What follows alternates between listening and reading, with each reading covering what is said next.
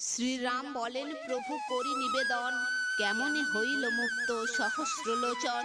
মুনি বলিলেন, শুনো দশরথ সুত, হইলেন বাসব সহস্র জনিযুত।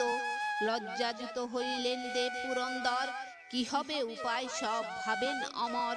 অশ্বমেধ করিলেন তখন বাসব, জনি ছিল ঘুচিয়া হইল নেত্র সব।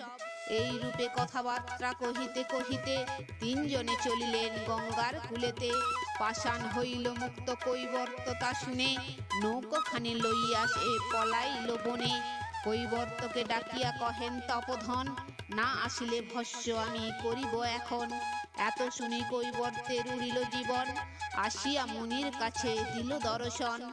মুনি বলিলেন, কৈবর্ত তোমারে, গঙ্গায় করহ পার এ তিন জনারে। কাতর কৈবর্ত কহে করিয়া বিনয়, নৌকাখানি জীর্ণ মম শত ছিদ্রময়।